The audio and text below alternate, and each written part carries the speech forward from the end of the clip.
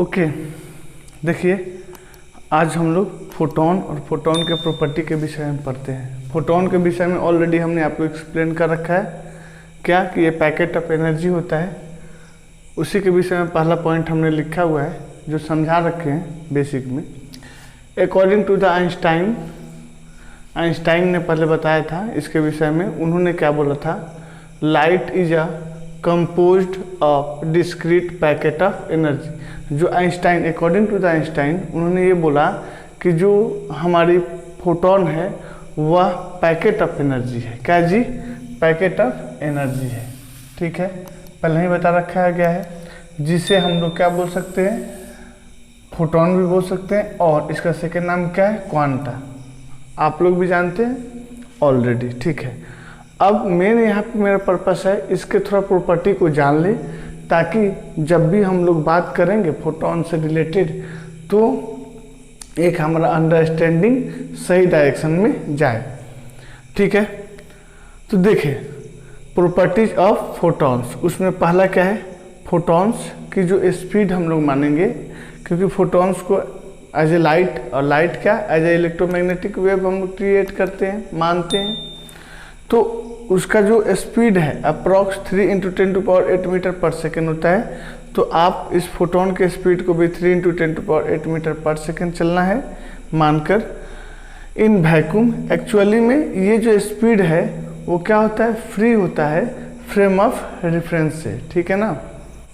दूसरी बात जो आपको समझना है कि इस फोटोन का रेस्ट मास आपको हमेशा मान के चलना है 0। हम लोग यहाँ बातें जो कर रहे हैं with respect to Newtonian mechanics चल रहे हैं।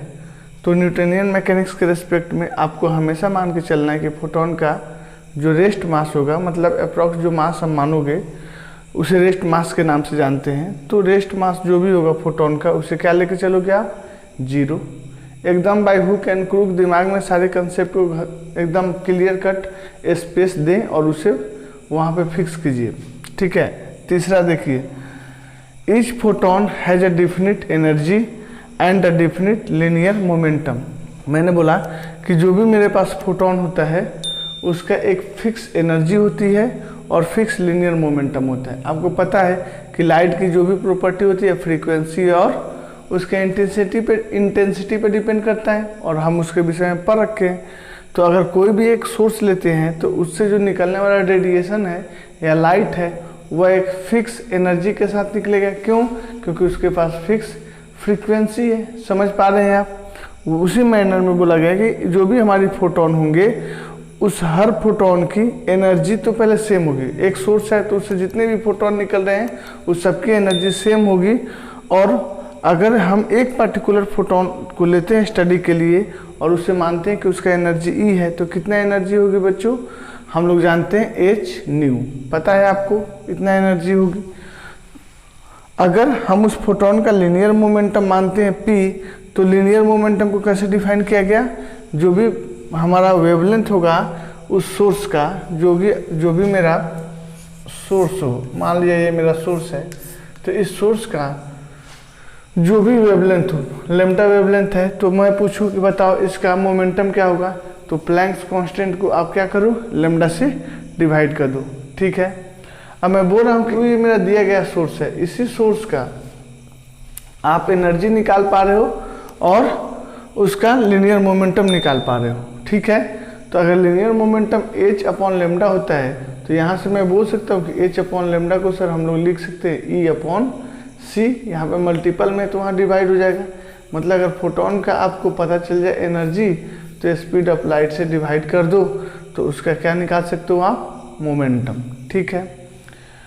यहाँ पे जो फ्रीक्वेंसी और वेवलेंथ दे रखा है, तो मैंने बोला भैया आप एनर्जी को कंपेयर कर रहे हो, तो जो एक बार सोर्स ले रहे हो उसी सोर्स की एनर्जी की बात की जा रही है, उसी सोर्स के मोमेंटम का बात किया जा रहा है।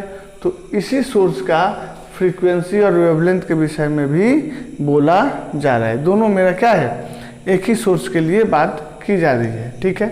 उसके बाद मैंने आपको पिछले लेक्चर में बता रखा था h क्या बताता है हमें, एक ये यूनिवर्सल कांस्टेंट है, मतलब सभी जगह सिमिलर लेके चलते हैं और इसे हम लोग बोलते हैं प्लैंक्स कांस्टेंट, जिसका वैल्यू 6.626 × 10⁻34। इम्पॉर्टेंट है इसका यूनिट, बार बार एग्जाम में पूछता है, जूल सेकेंड, ठीक है। लेकिन अगर हमें आवश्यकता पड़ा इलेक्ट्रॉन वोल्ट रखने में, अगर सुविधाजनक हो, क्योंकि एनर्जी आप निकाल रखे हो यहाँ पे इलेक्ट्रॉन वोल्ट में, यहाँ पे आप जो स्पीड बता रहे हो मीटर पर सेकेंड में, ठीक है। तो कभी कभी अगर इस एनर्जी का यूटिलाइज करना पड़े इलेक्ट्रॉन वोल्ट में और उस एक्सप्रेशन में हमें प्लैंक्स कांस्टेंट मिल जाए, तो हम क्या करेंगे, जैसे यहीं पे ले लेते हैं, तो यहाँ पे अलग इलेक्ट्रॉन वोल्ट रखते हो, यहाँ भी इलेक्ट्रॉन वोल्ट रखते हो, तो इजी काम कर पाओगे, ज़्यादा कैलकुलेशन नहीं होगी। इसके लिए हमने डायरेक्ट जूल को इलेक्ट्रॉन वोल्ट में कन्वर्ट कर रखा है। आपको पहले भी इसका कंसेप्ट बता रखे हैं कि एक जो हमारा इलेक्ट्रॉन वोल्ट होता है जूल में कितने के इक्वल होता है। आपको पता होगी कि एक electron volt is equal to 1.6 × 10⁻19 joule के इक्वल होता है। तो एक जूल इक्वल टू कितना, 1/1.6 × 10⁻19 इलेक्ट्रॉन वोल्ट। मीन्स जो यहाँ से जूल को हटाएंगे और जो फैक्टर आएगी ऑलरेडी इसमें हमने उसे डिवाइड कर रखा है। करने के बाद जो आता है उसे हमने यहाँ पे लिखा है 4.13 × 10⁻15 इलेक्ट्रॉन वोल्ट सेकेंड। अगर आपको ये याद रहता है तो ओके, नहीं याद रहता है तो थोड़ी सी आपको कैलकुलेशन करनी पड़ेगी। ये डाटा लगभग एग्जाम में देता है, अगर किसी क्वेश्चन में नहीं दिया तो आपको याद होनी चाहिए। आप इस मॉडर्न फिजिक्स में इतने टाइम्स इसको यूज करोगे कि ऑटोमेटिक आपके दिमाग में फीड हो जाएंगे। अप्रॉक्स कैलकुलेशन के लिए हम लोग कितना 6.63 ले लेते हैं, क्योंकि पता है ये 5 से ज़्यादा है, राउंड अप करोगे तो ये 3 हो जाएगी, ठीक है। इसे दिमाग में आपको रखना है। देखिए आप सभी यहाँ पे, अब हम लोग अगले जो प्रॉपर्टी है फोटोन का उसके विषय में बात करते हैं।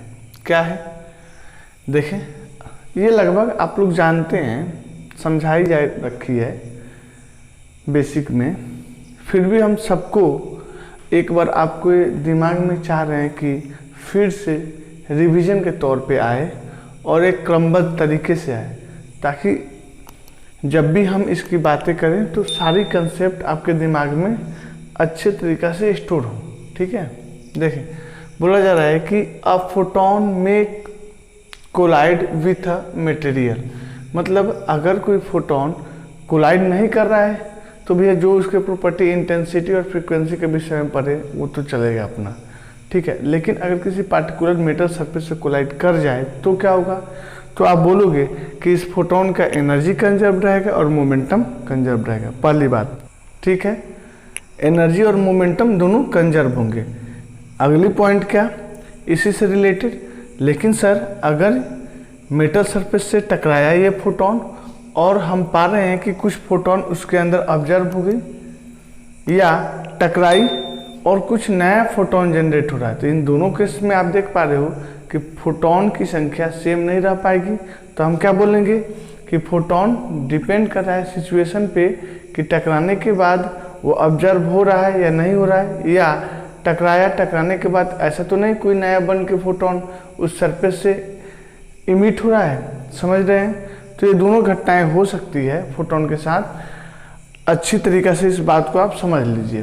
तो ये फोटोन कंडीशनल बेस्ड हो गया, कंजर्व रह भी सकता है और नहीं भी रह सकता है। इस बात को हमने सेकेंड पॉइंट पे मेंशन कर दिया है। देखिए, द फोटोन में गेट ऑब्जर्व एंड और एंड मतलब दोनों हो सकता है, और मतलब कुछ इन दोनों में से कोई एक भी फिनोमेना हो सकती है। अ न्यू फोटोन में बी इमिटेड, अगर ऐसा हुआ, thus the number of photons may not be conserved.